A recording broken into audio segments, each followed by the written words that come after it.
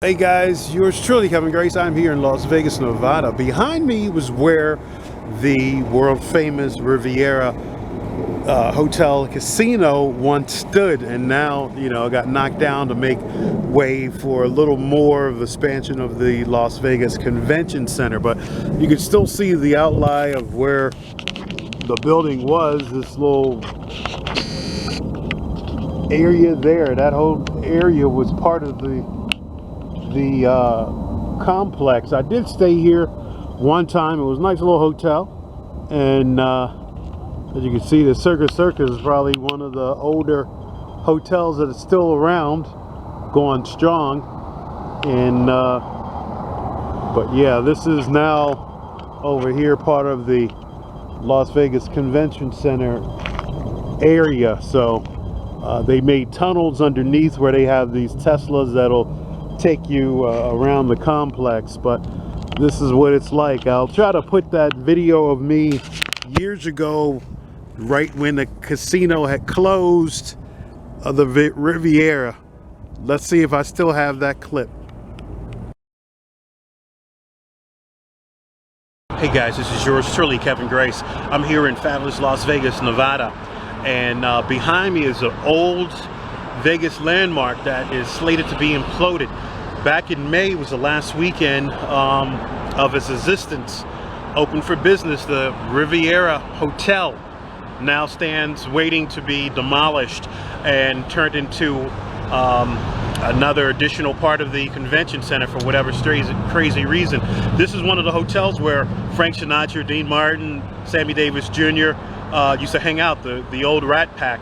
And unfortunately they closed. I had no idea that they were in any type of financial problems or whatever. I stayed here at one time. It was pretty nice. So again, I guess they didn't keep up with the Joneses, or they weren't as fancy as some of the newer high-end hotels, but not everybody's on that type of budget. But unfortunately, that's another landmark that will be gone. Right up the street was the Frontier. One time they knocked that down, and the area is still vacant, and they're building something on top of that. But then there was another hotel down the street, and I can't recall the name of that hotel, and that's gone. So not too much stuff, old stuff in Vegas, unless you go to the downtown area. But right now, as it stands, I haven't heard when this thing's going to be imploded. But come on out and see what's left of historical landmark, the Riviera Hotel here in Las Vegas, right across from the Circus. Hey guys, it's yours truly, Kevin Grace. I'm here on the Vegas Strip, and last year at this time, the Riviera, which is behind me, was closed, and they're going to extend the convention center on this property. And it's sad to see, this was one of the older hotels. This was a hanging place of Frank Sinatra and the Rat Pack. So a lot of interesting artists performed here, but as you can see, they're knocking down everything brick by brick at the world famous Riviera. I was able to stay here one time. I wish I knew that they were going to close down. I would have stayed a lot more. But across the street is Circus, where I've stayed at many times before. But yeah, the old strip is changing. You see they're throwing up more new casinos, and they're putting us at the convention center, extending it over here on this property. Get you to weigh in on our trending topics, things that are going across social media.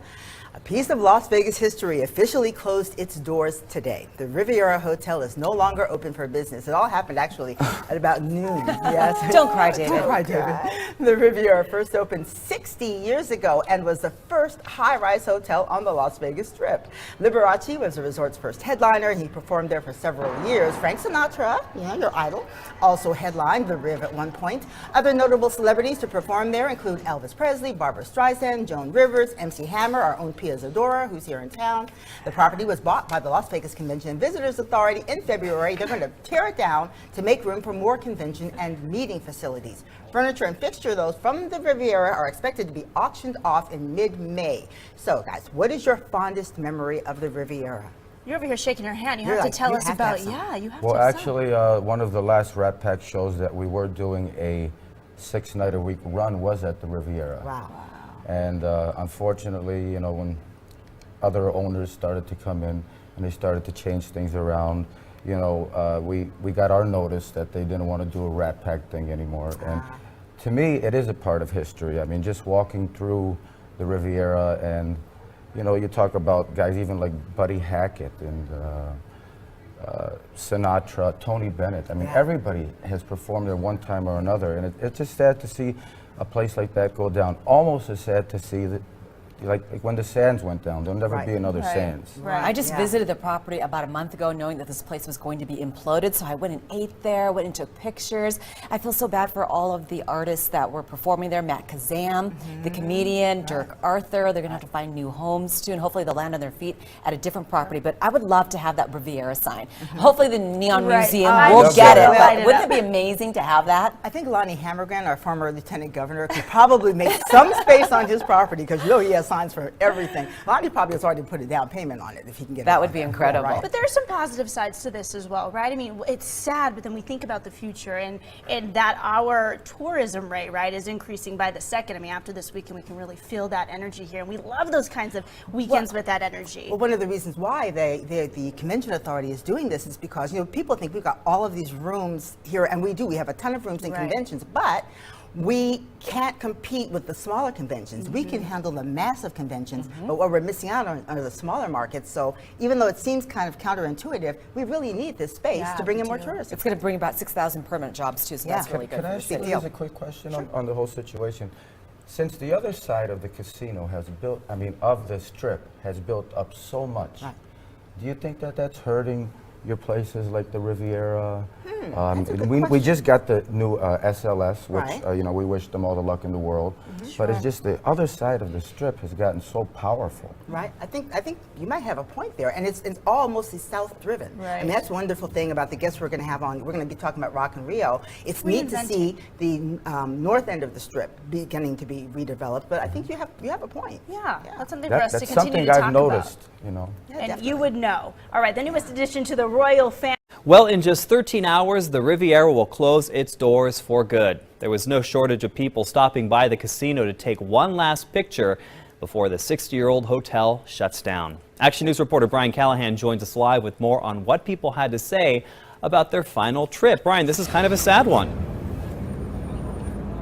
Yeah, Don, it really is. And the Riviera actually just celebrated its 60th anniversary last month. And the people that stopped by here to take one last picture of the lights and statues out here said it was 6 decades of fond memories.